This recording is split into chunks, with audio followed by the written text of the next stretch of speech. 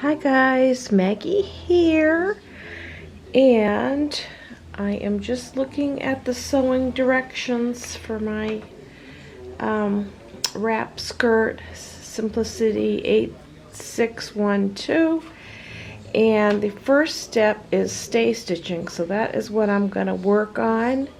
And as you can see, for the piece 3, you start at the end and stitch towards the middle, and then piece 1, there are 2 pieces ones, you go in this direction, and the piece 2 go in that direction. So that is what I'm going to be doing next.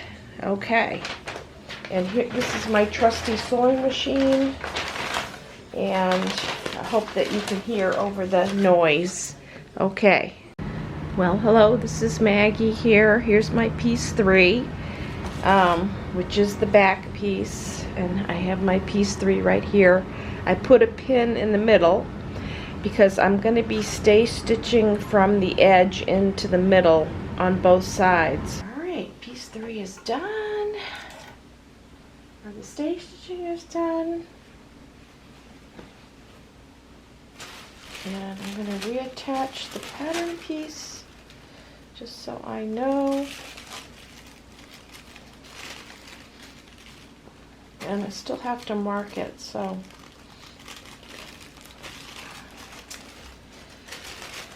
mark the notches on it. Okay. Hi guys, this is Maggie here, and I am just doing this step 2, which is folding under the edge on the front piece, piece number 1, on both sides, where that's the one that crosses over in the front, and the front of the skirt. Okay, here we go with this. I hope you can see. Trying a little different position with the camera. I did fold over the edge here. This was a serged edge, and I folded it over, pressed it a little bit so that it'll be neat. And I do use pins a lot, and I do sew over them. I just kind of go slowly,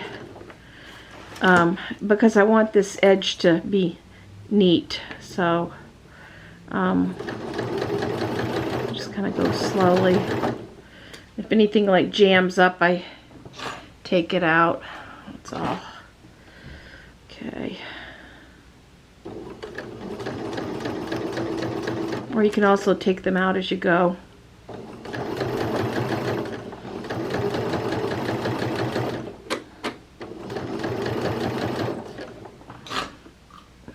Because that would prevent like any broken pins or anything. So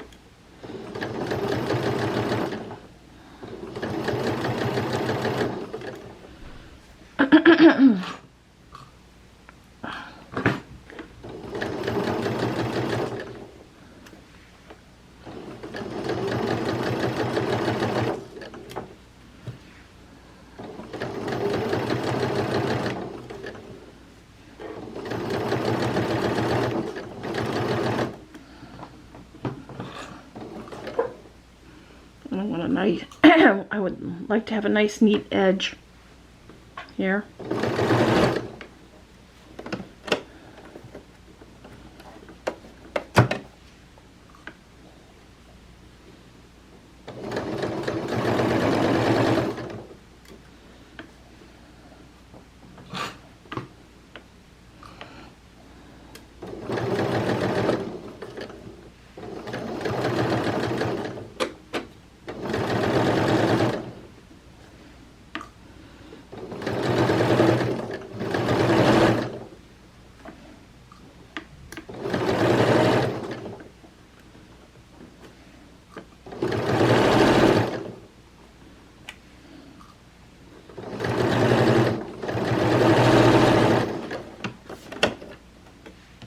And I just gotta double check the sewing.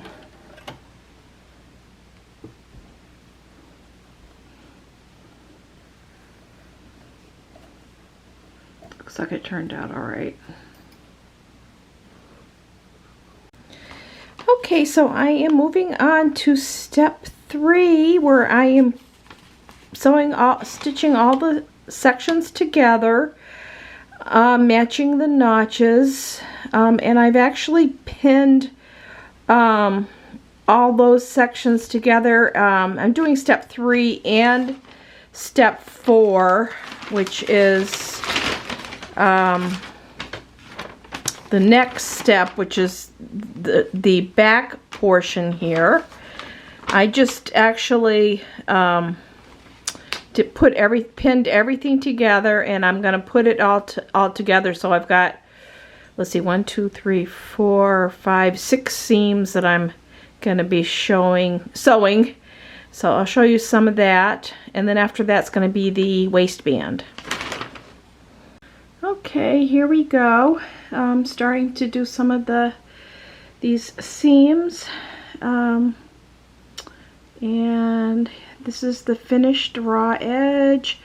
I'm doing the seam at just shy of 5/8 of an inch, because I did like shave off a tad when I serged the seam allowances. So here we go. I've got some pins in here, and we have like 6 seams, and I do all of those, and then I'll do my pressing, and then do the next step.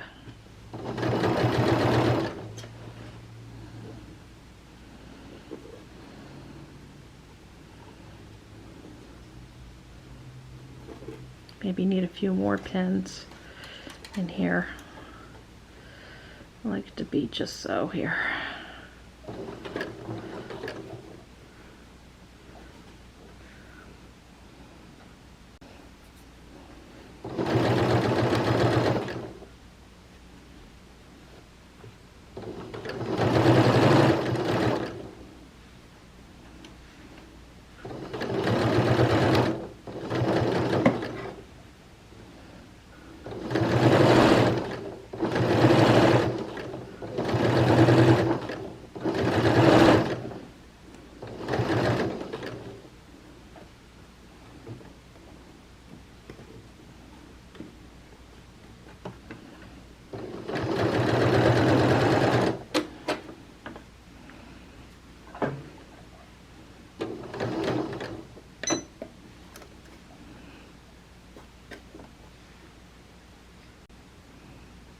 Okay, this is the next seam. I do get right in there with my hands. You have to be careful, but and I have a place where I put the pins. So, like I said, just shy of 5/8 of an inch.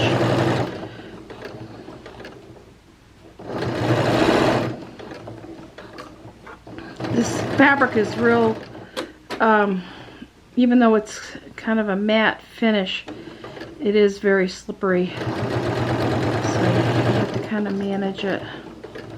That's why I have to use pins with this to get it just right.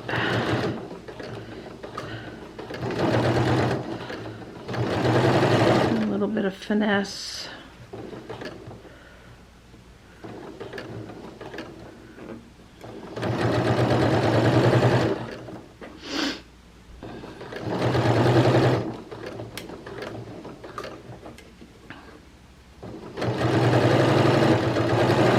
Get any kind of wrinkles, you can kind of finger press them out.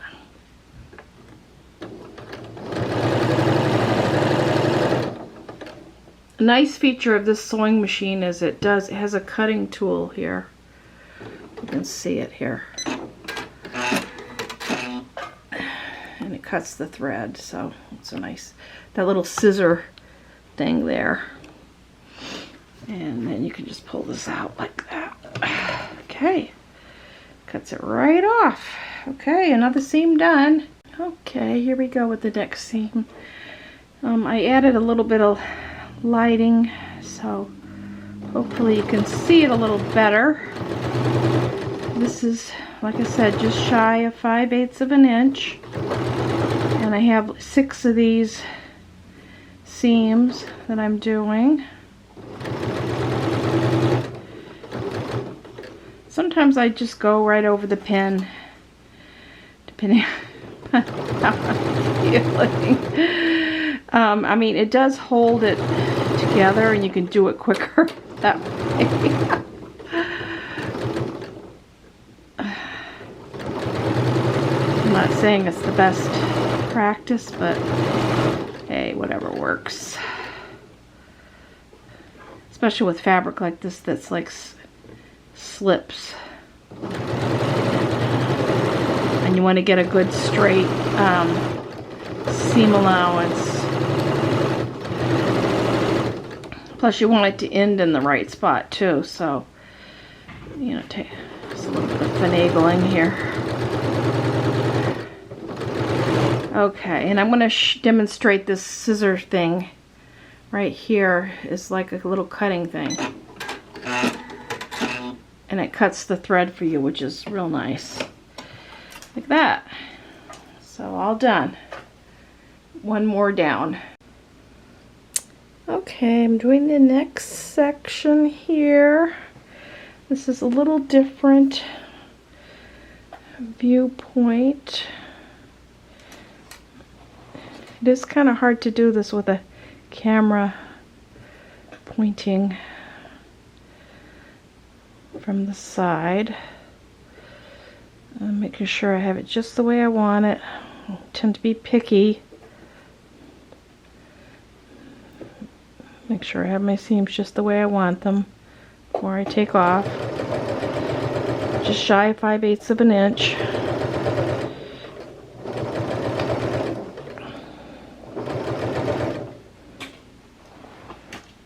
I just have a, sorry about shaking. I just bumped that. Okay. Make sure that there are no puckers or anything like that.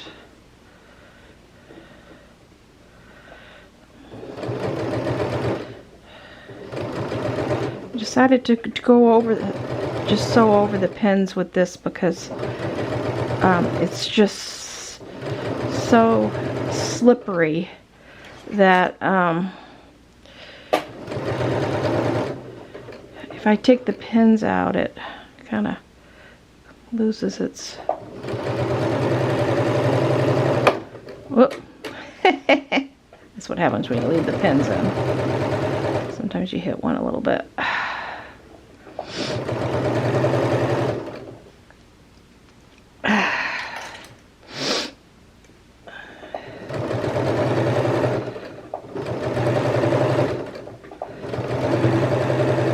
My seam's already finished.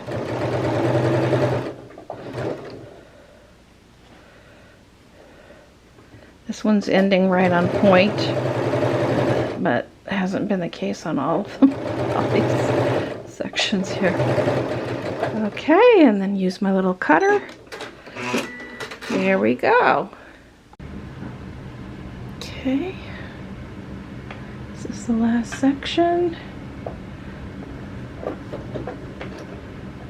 This does have like a little reverse stitch if you don't start right at the end. It's right here, or actually this is the reverse.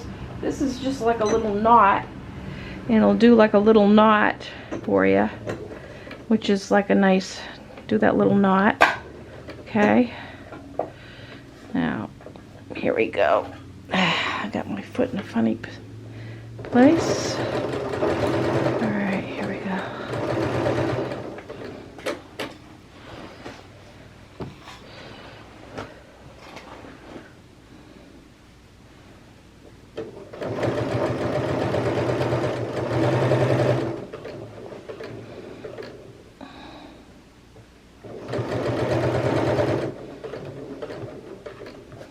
I don't know if that pin is going to be nice to me or not. Okay, it was alright.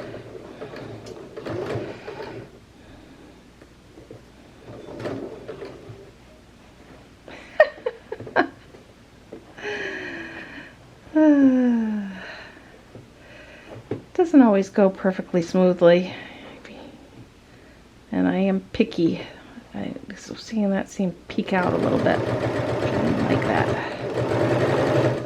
Okay.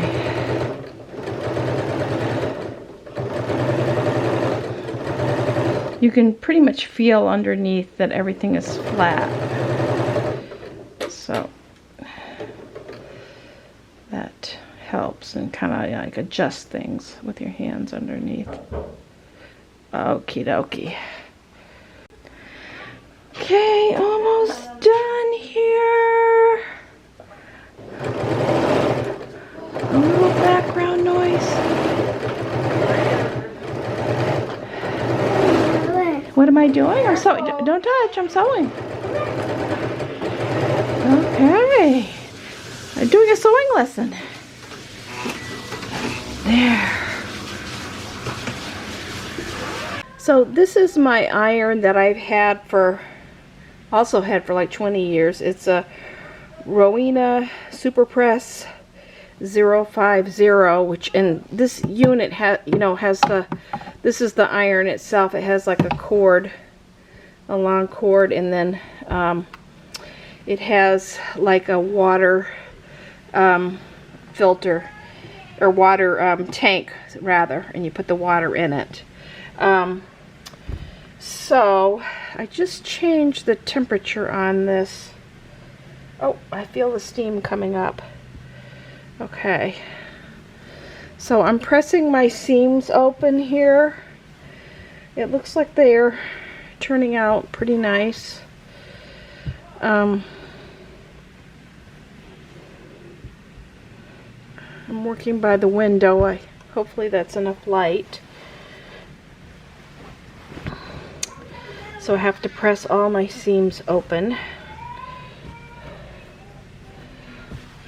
I've purchased like new irons over the years, but I keep coming back to this one because it's lightweight for one thing, and I don't have to use any special water in it. In fact, they recommend just like tap water. So, and actually I think the irons today are made for tap water also. So, and it doesn't like really fire up until you start using it. So I have had it like sitting here for a few minutes, and it doesn't really do anything until you start ironing with it, and then it kind of fires up. So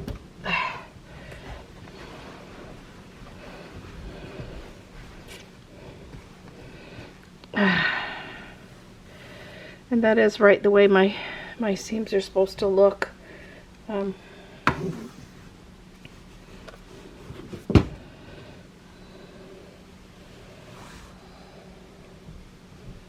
think they're turning out nicely. So I turn it down. I've got the iron set on 1, which is like one of the lower settings. I don't want to burn the fabric at all. I've got a really big ironing board, one of those full-size ones that I've also had for like a long time.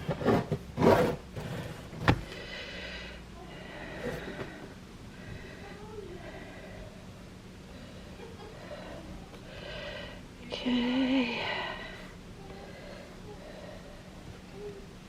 There. Oops. So it seems to be turning out. I actually turned the heat down a little bit, and maybe a little too much.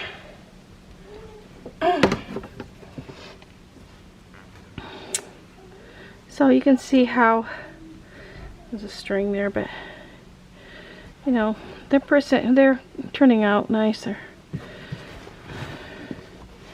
pressing open pretty nicely. Okay, maybe I can lift this up a little bit so.